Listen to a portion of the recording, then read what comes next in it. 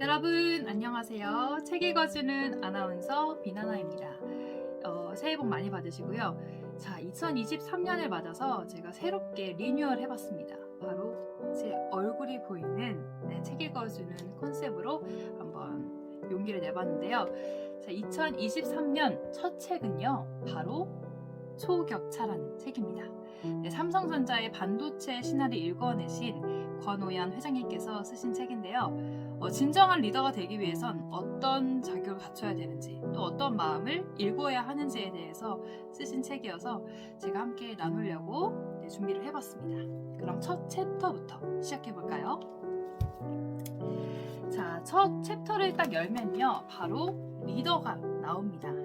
리더에 대해서 쓰신 책인데 한번 읽어보도록 하겠습니다.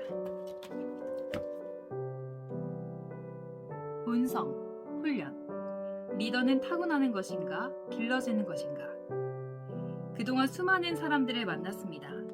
제가 상사로 모셨던 선배 경영자들, 함께 일했던 동료들, 그리고 수많은 부하 직원들이 있었습니다. 삼성에서 일했기 때문에 이건희 회장도 지근해서 만났습니다. 치열한 경쟁자들도 만났습니다. 스티브 잡스를 직접 만나 비즈니스를 하면서 바로 옆에서 관찰할 기회도 있었습니다. 독일 IT 산업의 미래를 준비하기 위해 진지하게 질문을 던지던 메르켈 총리의 모습도 떠오릅니다. 질문의 깊이에도 놀랐지만 당면한 문제를 신속하게 처리하던 국가 경영 능력에 더 탐복했던 만남이었습니다. 그들은 대부분 리더의 역할을 감당하고 있었습니다.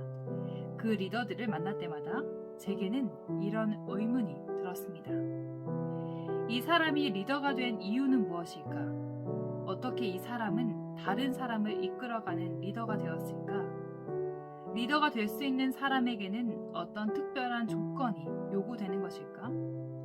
수많은 리더들을 만날 때마다 제 머릿속에서 떠나지 않는 질문들이었습니다. 이처럼 수많은 리더들과의 만남을 통해서 저는 리더가 될 수 있는 사람과 리더가 될 수 없는 사람을 구분하는 나름의 기준을 갖게 되었습니다. 그렇다면 어떤 사람이 리더의 자질을 갖추고 있는 것일까요?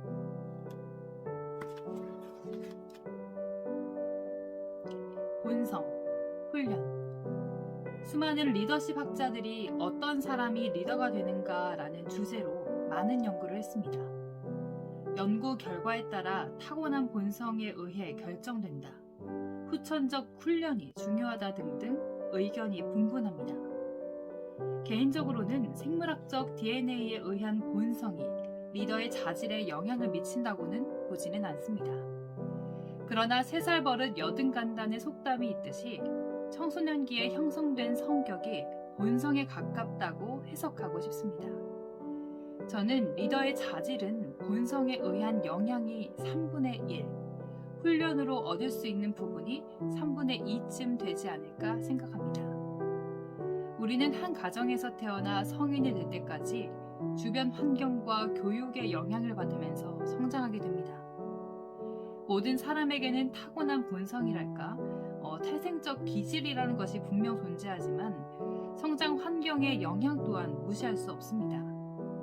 집안의 부모의 영향력은 생각보다 강력합니다. 때로는 성장 환경이 타고난 그 사람의 성격마저 바꿔놓을 때도 있지요.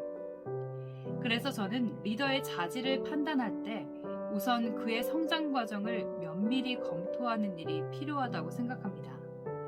어떤 리더가 스스로 의도했든 의도하지 않았든 간에 사회적으로 무리를 일으키거나 회사에서 경영적 판단을 잘못 내려 큰 손해를 끼치는 일이 잦다면 거의 대부분 그다지 좋지 않은 환경에서 자랐던 것을 확인할 수 있었습니다.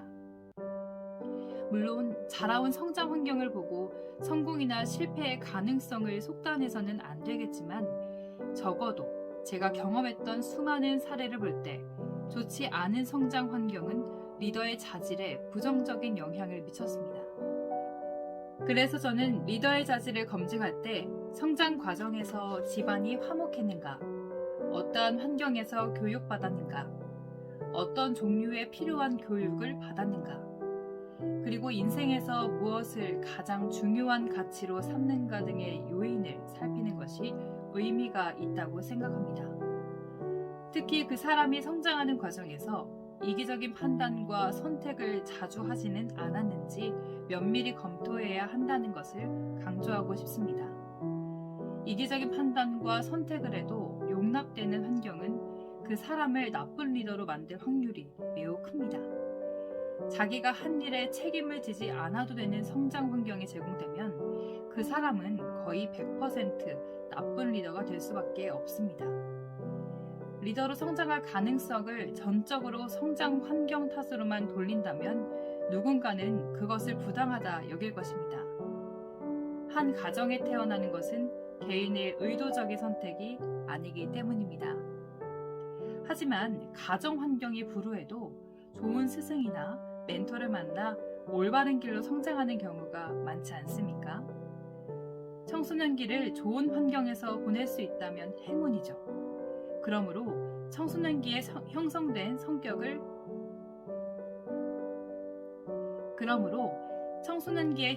성격을 본성으로 분류하는 것이 합리적이라고 생각합니다. 이를 전제로 저는 리더가 반드시 갖춰야 할 내면의 면목, 다시 말해 본성으로부터 얻어진 내면의 덕목을 다음 3가지로 요약해 봅니다. 첫째, 진솔함. 둘째, 겸손. 셋째, 무사욕. 모든 상황을 객관적으로 판단하고 자신의 유불리에 상관없이 관련 당사자들과 솔직하게 얘기할 수 있는 자세, 이것이 바로 진솔함입니다.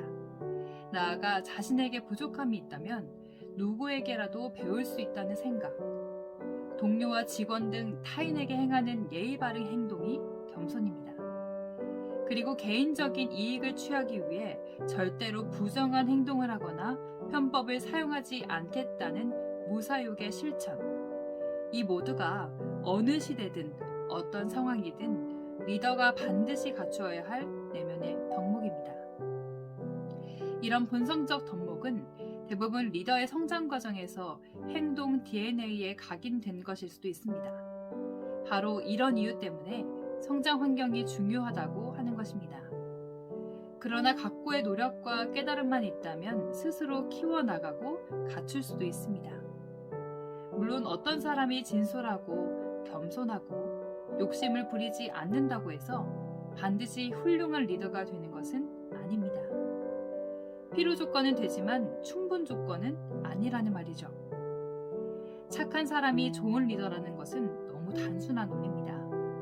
아무리 본성이 착한 리더라고 해도 그는 착하지 않은 사람들을 경영 파트너로 상대해야 합니다. 심지어 자신에게 적대적인 비즈니스 경쟁자도 상대해야 하죠. 그 경쟁자들은 착한 리더를 파멸시키는 것을 원하고 경쟁 회사의 실패를 바라는 적대적인 감정을 가지고 있습니다. 따라서 내면의 가치를 가진 잠재적인 리더라고 해도 다음과 같은 4가지 외적 덕목을 훈련을 통해 반드시 갖춰야 합니다. 네, 제가 리더의 첫 챕터의 문을 열어봤습니다. 이제 초반부인데요. 정말 여러분들도 들으시기에 마음에 공감이 되지 않으신가요? 저는 좀 공감이 됩니다.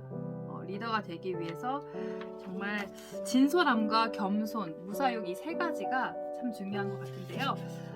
제가 이제 막바지 읽다가 4가지 외적 덕목을 훈련을 통해서 반드시 갖춰야 한다고 말하고 이제 잘랐죠.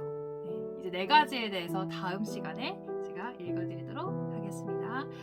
비나나의 취미생활 그 이제 콘텐츠 책 읽어주는 아나운서 많이 사랑해 주시고요. 좋아요와 구독, 알림 설정 눌러주세요.